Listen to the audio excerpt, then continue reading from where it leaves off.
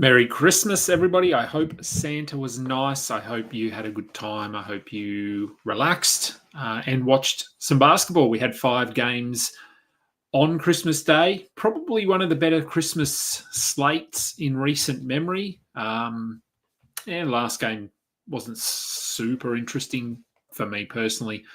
But I thought the first 4 games were good. And look, to be honest, they were all good games. So let's talk about all 5. We've got a couple of injuries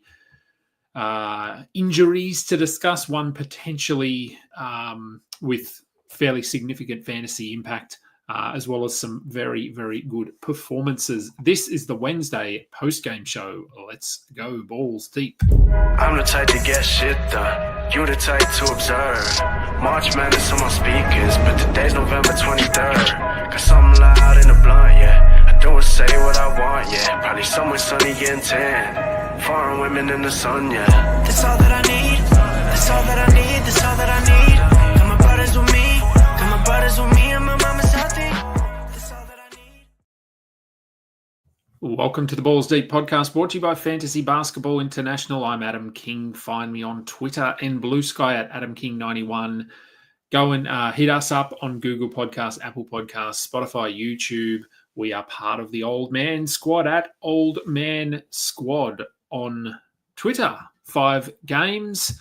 Again, it's a bit of a weird time. I apologise. It's that time of the year. We had a family dinner. Managed to just get back in time. Shouldn't be a super long show. Only 5 games to talk about. Let's get into them. First game. This was a 4 a.m. start. I am a little bit tired. I have been up for 16 hours. And there's still another 4 hours of cricket to watch. So, tomorrow morning's pre-game show could be a bit of a rough one. I might need a very early coffee. Celtics, they played later. Spurs face off against the Knicks. The Knicks get the win. Close one, 117, 114. Look, 9 times out of 10, I think the Spurs would have won this. But Mikal Bridges basically had the game of his life, which we will talk about very shortly. Let's start with the Spurs. They went with the same starting lineup that they have gone with. And once again, Harrison Barnes did jack all. 17 minutes. He's trending down, if that's possible, for Harrison Barnes. I'm still not convinced they're going to move him out of the starting lineup. And look, to be honest, maybe it doesn't matter. Maybe Julian Champagny is just someone we consider. He didn't have a great game here, 9 points, 2 rebounds, 1 assist. So production-wise, no. But 26 minutes, he is above 25 minutes, which makes him someone to consider. Devin Vassell, also not his best game. He is ramping up. It's been a little bit hit or miss with him. I still do think he's a pretty solid hold, and also probably a buy low at the moment. Chris Paul was good without being spectacular, sort of how he's been all year. Jeremy Sohan continues to just fly under the radar and put together a really nice season, 21-9 with 2 assists. He hit 3 threes and both of his free throws. So no defensive stats, but everything else really good. And Wemby continues to just do things that we've never seen before. I think he was... what did they say on the telecast? He's the first player, I think, ever to do this sort of a stat line on Christmas Day. Something to do with 4 blocks and 4 threes. Well, maybe it was just 4 blocks and 4 threes. Anyway, it was another fantastic performance. 42-18, 4 assists, 1 steal, 4 blocks, 6 threes, and a perfect 4 of 4 from the free throw line. That slow start that we were discussing, it felt like every day, is long gone now. He is the number 1 player over the last month, over the last 2 weeks, over the last week. Is he going to catch Jokic? I don't know. I'd give him a shot. The way he's looked the last month, we will see. Over to New York, as I said, Mikal Bridges, the game of his life, 17 of 25 from the field. He just couldn't miss at one point. He was basically just getting to wherever he wanted on the floor. He has an average game. Knicks lose. So Spurs have to feel a little bit unlucky. Josh Hart again, a little bit like Sohan, he just continues to put up really good numbers but doesn't get a lot of attention. OG Anunoby coming off that game where he was, I don't know, he was very efficient. I can't remember what he shot, but this game, not as much. 8 points, 5 rebounds, 1 steal on 3 of 10 shooting. This is what we had seen before that game, and that was the reason I rested him in the last game, and then he came out and did that. So who knows? You can't win. Karl Anthony Towns had 21 points, 9 rebounds. He did have some foul trouble, which is why he only played 30 minutes, and we got 20 minutes of Precious Achiuwa. So don't worry, the minutes are down, but Cat will be fine. Achiuwa didn't do much. He had 10 rebounds in his 20 minutes, but he's really just a deeper league, big man specialist kind of guy. Good minutes for McBride here, 30 minutes, but didn't do much with those minutes. So I still don't think that he is someone we need to be rostering at the moment. Second game of the night. I do see questions here as well. We'll get to those. We'll just get through the games very quickly. Timberwolves up against Dallas. We'll start with the Wolves. Look, Gobert was better in this one, 14 and 10, 2 blocks and a steal. This is about what we expect from him. So can't really complain. Mike Conley, still not doing much. He had 10 points. He had 3 assists and a steal. It's very, very borderline. I think you can probably move on from him. DiVincenzo is looking better. I wouldn't say he's looking good. He had 11 points with 3 rebounds and 1 assist. But he's looking a little bit better. Whether this trends into him taking those minutes away from Conley like he was at the start of the year, I don't know. If I had to pick one, it would still be Conley if you're rostering one of them, but neither I don't think are must-roster players. Nor is Jaden McDaniels. He did have 2 steals and a block, but nothing else. Julius Randle, the black hole, was in full effect in this game. Some very curious offensive decision-making by Randle. Should have got called, I thought, for a couple of 3-second calls, and apparently the refs just don't call offensive 3 seconds anymore. Anthony Edwards was fine, 26, 8 and 5 with 2 steals and a block. He that's all he is to me, is fine, because I think he was overdrafted. So I don't get too excited about him. On to Dallas, and this is where we get some of the big news from the night. Luka Doncic, he knew straight away. He left the game with a calf injury. That's all we know at this point. We have heard from Shams that the medical staff, the coaching staff, are preparing for an extended absence. Now, what does extended absence mean? Does it mean 2 weeks? Does it mean 2 months? I'm not sure. I think by his reaction, this is probably more than a strain. It's some sort of a grading of a tear. My mind sort of immediately goes to Karl Anthony Towns, who suffered a significant calf injury 2 years ago and missed a lot. Hang on, let me bring him up. I want to say 2 months he missed, but let me just have a look at how many games he actually missed. Where are we? Come on, Basketball Monster. You know I'm recording. All right, game log. So it wasn't 20. So I think it was probably the 22-23 season. Yes, it was. So Towns, when he did his, he was out basically from the start of December through to the mid to late March. So 3 months. December, January, February. Yeah, that's about right. About 3 months. So 12 weeks. I'm certainly not saying Luka is going to miss that much time, but that would be worst case. We could be done with Luka for the season if this is as bad. And I don't think it was. He didn't react as though it was a tear, like a full tear. He has been out with heel issues, heel, Achilles, calf. They're all linked. We've seen this before with players who miss time with heel injuries and then come out and tear their Achilles. Kevin Durant is a good example. Again, not saying Luka has torn his Achilles. There's no word of that. It didn't look like an Achilles.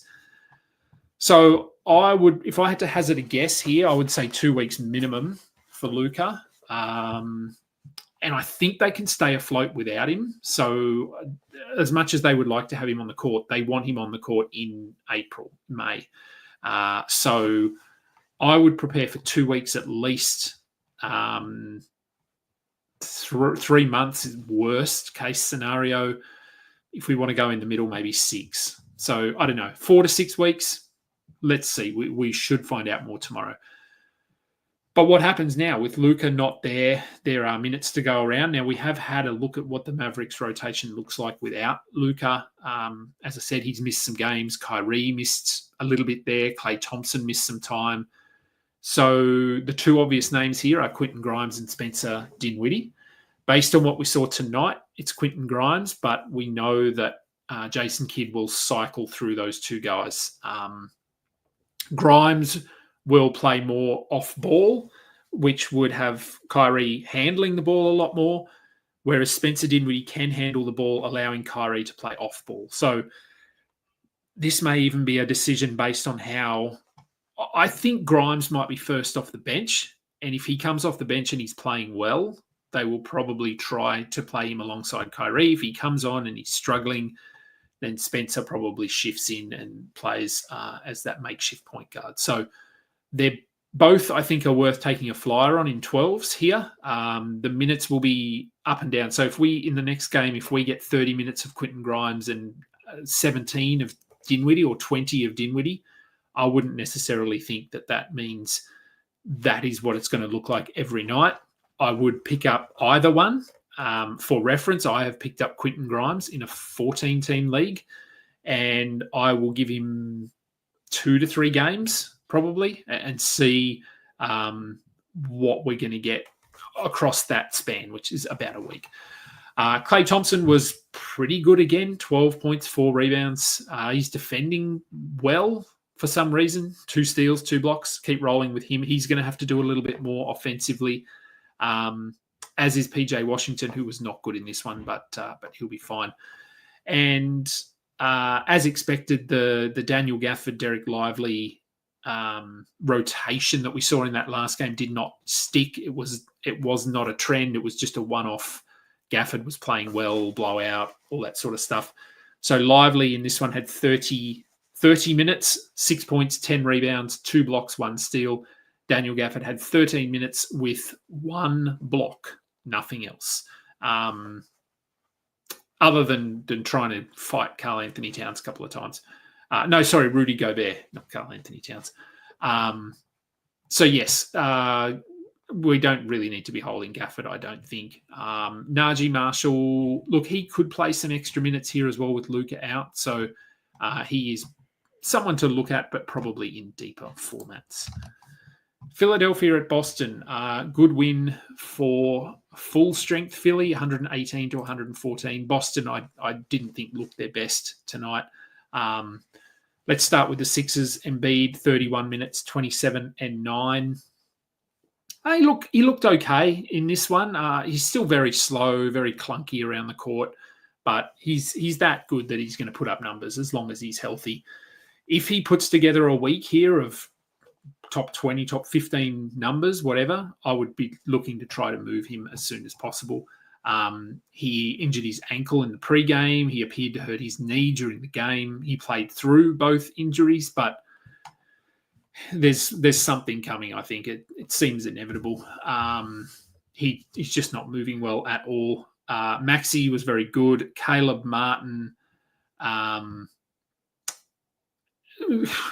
we won't see this again from Caleb Martin. If you streamed him in tonight, great. I think I talked about him as sort of a borderline stream option, but not because he would hit 7 threes, because he gets some steals and blocks. He got 1 steal, but basically, yeah, he just shot the ball like he's never shot it before. And if you want to pick him up and see if this can turn into a 2 or a 3 game thing, then go ahead. But I don't see it eventuating. Kelly Oubre, Only 4 points, but he had 8 rebounds. He had 2 blocks. He had a steal. And he just didn't shoot the ball a lot. So he didn't kill your efficiency.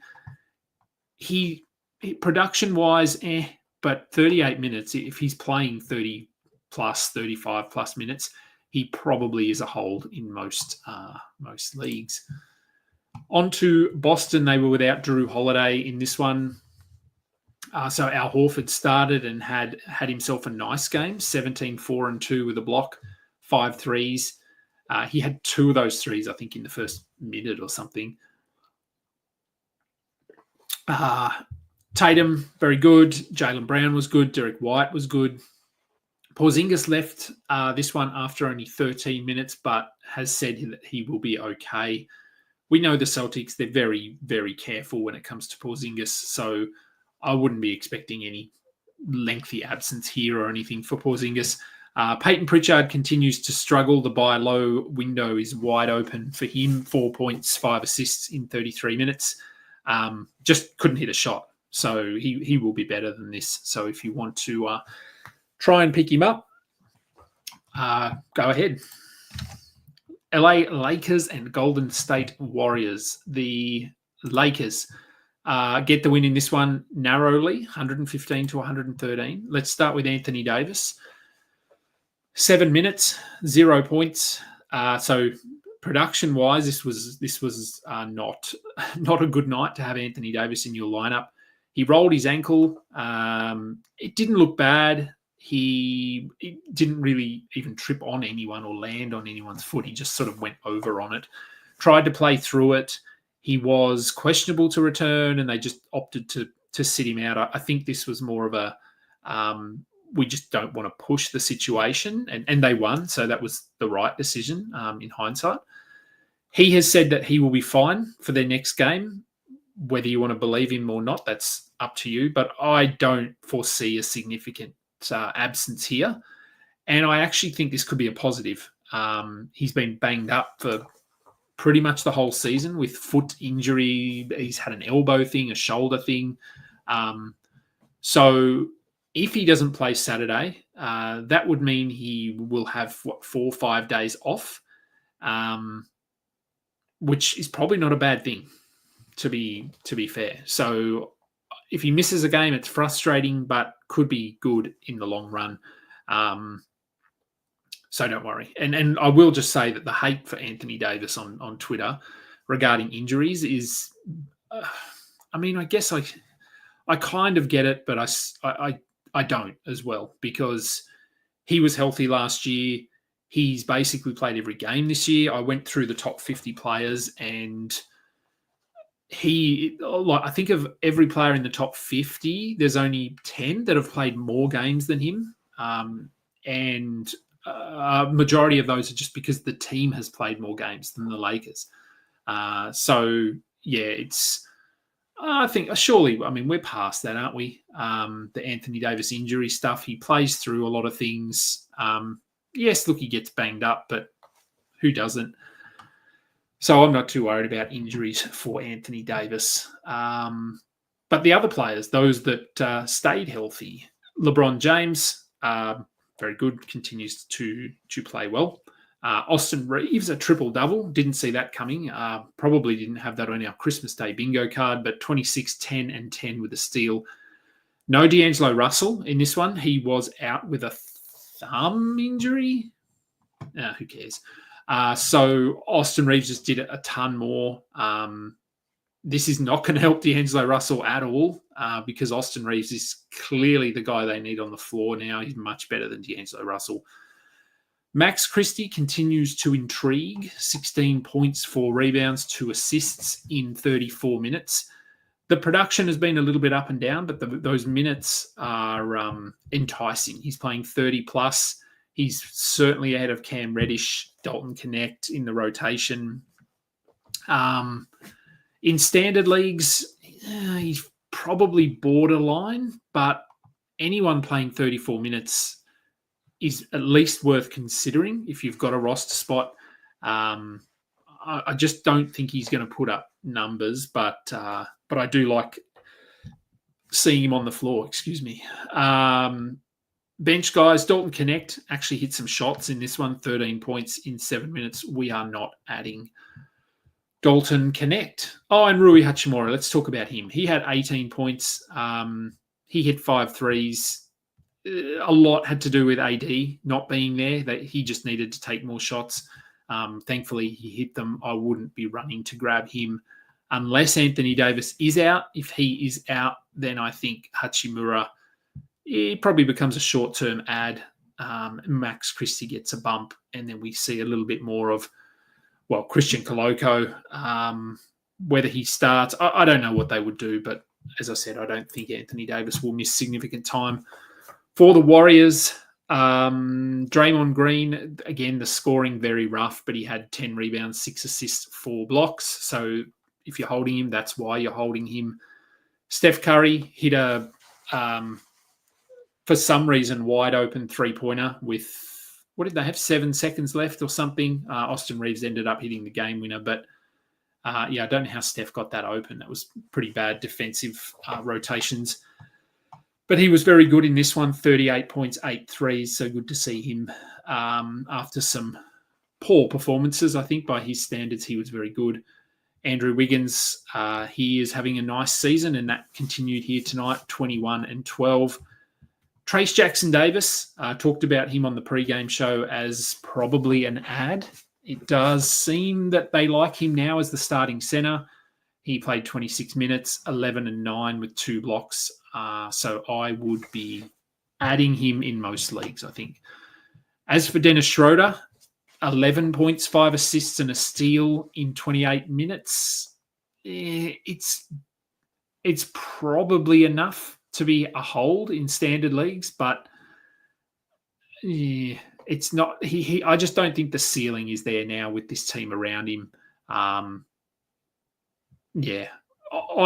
would be okay with moving on from him if you can pick up someone like a nice hot free agent or something like that. Kuminga had 14 points in 28 minutes. Points only. I think we can probably throw him in that bucket now. And Pajemski, Heald, Payton, Looney, these guys, we don't need to be rostering them at this stage. Denver and Phoenix, last game of the night, 110-100. Phoenix get the win. For the Nuggets, Aaron Gordon played 19 minutes. He left the game with a calf injury, I want to say. Was it a calf? It was a calf. Now, so is that what he was out with before? I can't remember. All these bloody soft tissue injuries. Maybe I can look it up. I think Aaron Gordon was out. I think that's why he missed time. What did he miss? A month? I don't know if it was a month. Let's have a look. He missed almost a month, 3 weeks with a calf strain. Okay, so we do need to keep an eye on this. If it is the same injury, same leg, same calf, then this could be a bit of an absence coming up. It is only reported as tightness, so it could have just been, hey, I felt something. Let's just drag him off and keep him out. But do keep an eye on that, because if he is out, Peyton Watson would become a rosterable player in standard leagues. Christian Brown struggled again. I don't think he's a drop because he is typically still playing 30 minutes. He didn't tonight, but he has been. So I would be trying to hold him, but I don't know if we're getting that first month version of Christian Brown again anytime soon. Michael Porter, good in this one, 22 and 4. Jokic, pretty quiet by his standards, 25 points, 15 rebounds, but only 2 assists. He did have 2 steals, though. So even the bad nights for Jokic are good, as we know. And Westbrook just continues to play really well. 17, 6 and 2 with a steal. If you don't care about your free throws and you don't care about your field goal percentage, Westbrook is a must roster player. And Phoenix, they were without Devin Booker, of course, and Grayson Allen. So Ryan Dunn got the start and did absolutely nothing, but we weren't rostering him anyway. Nurkic, only 8 points, but he had 13 rebounds, 6 assists. So this is an interesting game for Nurk. He hasn't been dropped anywhere. He shouldn't be dropped, but it is good to see him putting up some numbers. Tyus Jones has been doing a little bit more offensively with no Booker there, so enjoy that while it lasts. Durant was very good. Beal looked very good in this one. Probably the best I've seen him all year, to be honest. 27 points, 4 assists, 2 rebounds, 4 steals, 1 block, 3 threes. Royce O'Neal, yeah, I mean, we roster him. He's coming off the bench, but who cares? He's better than Dunn. He's producing better than Dunn. 30 minutes, 5 points, 8 rebounds, 6 assists, 2 steals, 1 block. This is what he does. He gets you defensive stats. He's a decent rebounder, and he gets out of position assists. So exactly what you would have added him for. And Monty Morris, we sort of talked about him having to play more minutes. He played 18 minutes and had 11 points with 2 steals. You'd have to be pretty desperate, I think, to look at him. And those are the games. Let's get to the questions. Some Merry Christmases here from Aditya Muluk. I don't know if I said that properly, but Merry Christmas to you and to Fat Cookie Monster and to Chad. How long is Doncic out for? Yeah, like I said, 2 weeks to 12, but I would say maybe 4 to 6. Let's see what they say tomorrow. Who's my drop to activate Giddy? Trevelyan Queen, Jordan Hawkins, Royce O'Neal. Who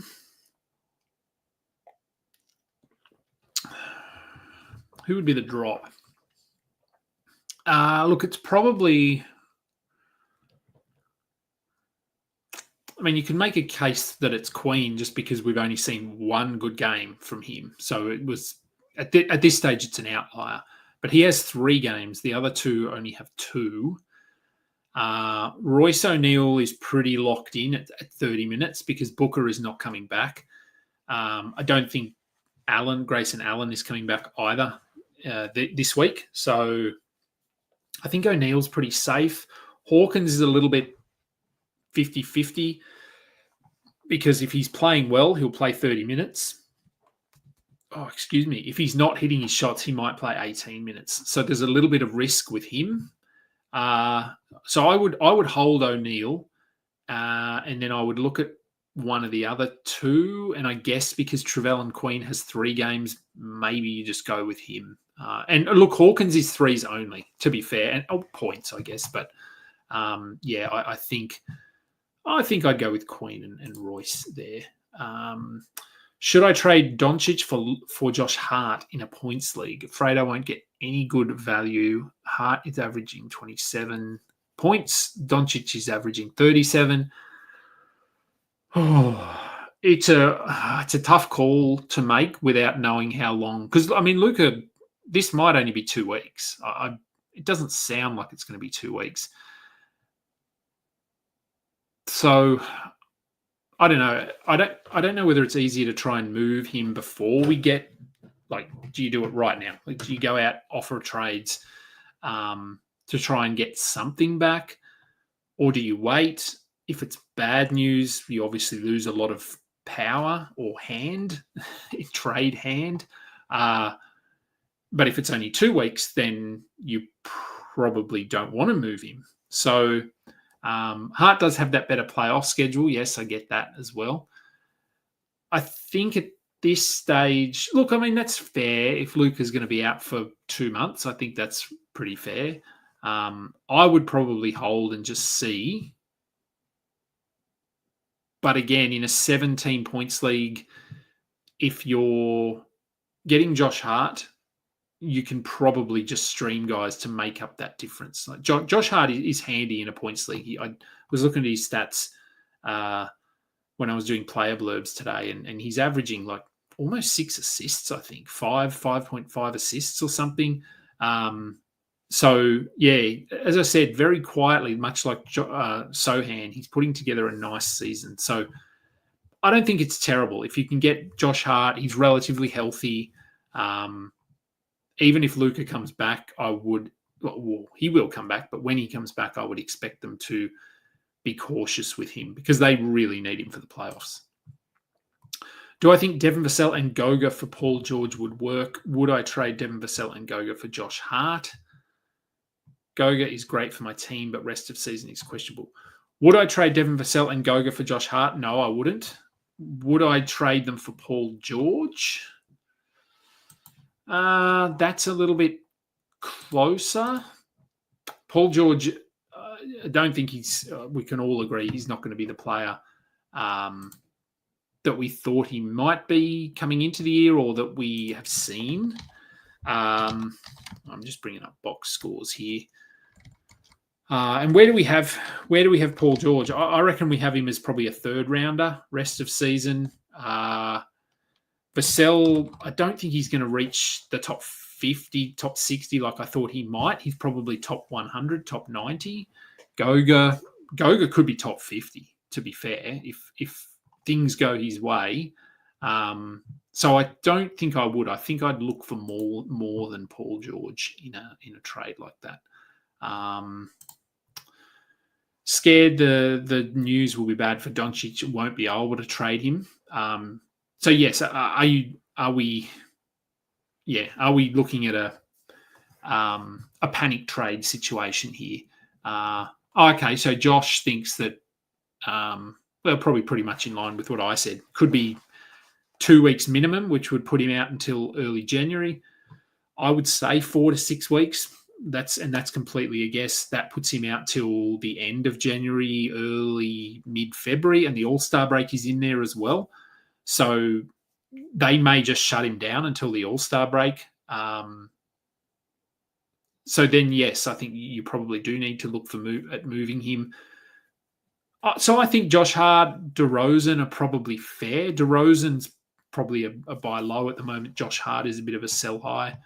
But if Luka's averaging 37 points, I think if you can get someone that's getting close to 30, that would be okay.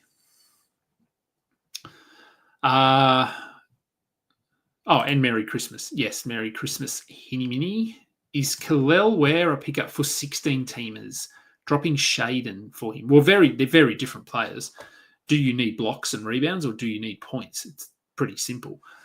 In terms of value, if we're looking at is Kalel Ware just in a vacuum someone that should be rostered in a 16-team league? Yeah, look, I think maybe he's playing. I mean, he's played sort of 18 minutes, I want to say, 15 to 18.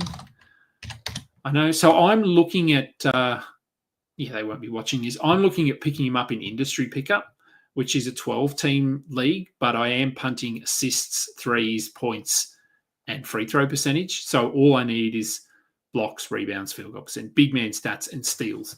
Kaloware was actually someone I drafted in that league, and then he just wasn't playing, so I had to drop him, and he is available. So, in specific builds, I think he probably can be. So the last 2 games, he's sort of averaging... Oh, hang on, I can probably look at his averages here. So he's averaging 8.5 points, 7 rebounds, 1.5 blocks, 1 steal. And that's sort of what you're going to get.